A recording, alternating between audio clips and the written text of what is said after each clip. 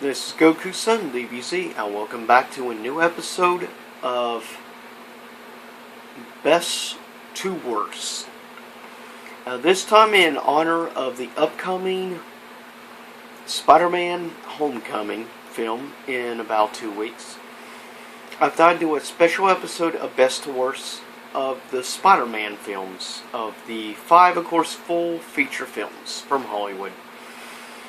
And of course, I will be starting off with the worst in my opinion to the single best film.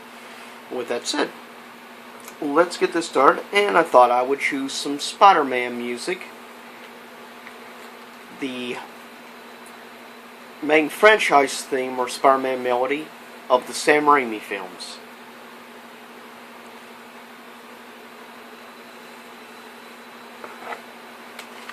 So, with that said, let us rank coming in at number 5 of the films.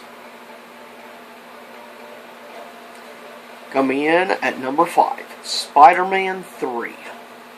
The third installment, of course, the Sam Raimi franchise. Now, in my personal opinion, yeah, this is the weakest. There are positives, to be fair, but emo Peter Parker is definitely one of my biggest pet peeves. That stupid dance sequence. I hated how they portrayed Gwen Stacy in that film. That was not good. And for goodness gracious, the freaking casting choice as Venom, that stupid kid from that 70s show, that really annoys the crap out of me. That is my biggest pet peeve of all with Spider-Man 3. Now, what is the actual positive for me? Well, the few things I actually enjoyed in the film, some people may not agree. Now, for the most part, the CG was good. That's not the biggest importance. Now, the music was good. I had very mixed opinions overall for how they overall did. The plot and pacing of the film is some of my biggest issues of all. One of the only good things I can really see about this film, other than the music and everything, was the choice with Sandman. He was, to me, the best part of the film was Sandman. I actually enjoyed the casting choice for Sandman. I thought he did a great job at the role. He is really the only positive for me in that film. Coming in at number 4.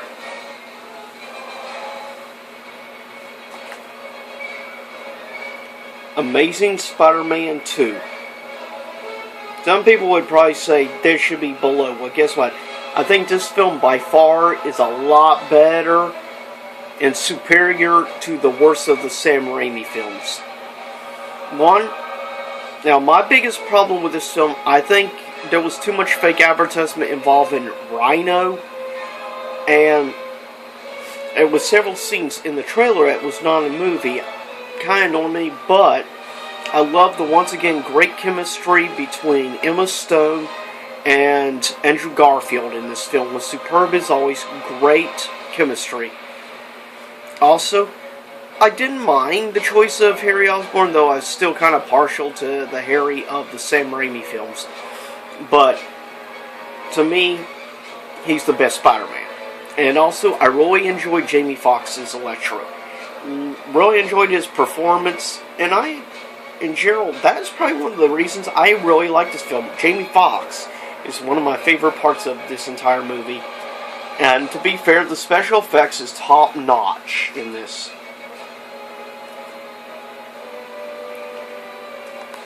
Now, coming in at number 3 would probably tick some people off, but this is my own personal list and my own personal opinion. With that said, coming in number 3 for me is Spider-Man 2. I know everyone praises Doc Ock and everything, and dare say one of the best villain performances of any comic book film. Good, yes.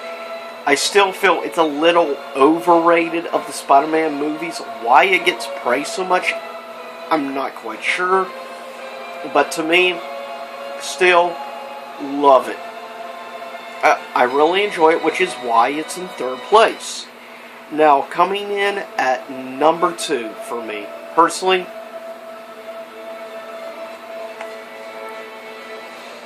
is the original Sam Raimi film of Spider-Man. Why do I have this higher than 2?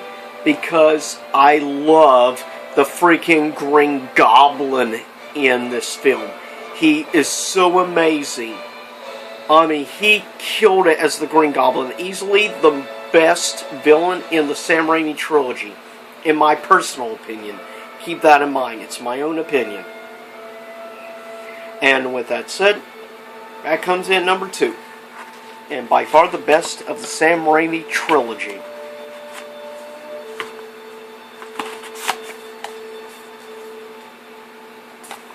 Coming in at number 1, I guess is now obvious after those selection.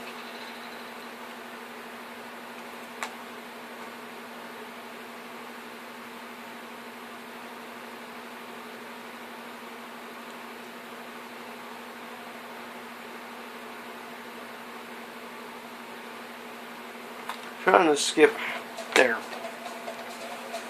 And of course, coming in number 1, favorite Spider-Man film, The Amazing Spider-Man.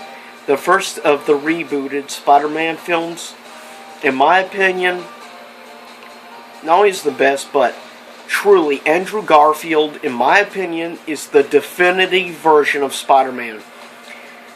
Now, I want to see Spider-Man Homecoming, and then I'll get a better idea of Tom Holland as Spider-Man.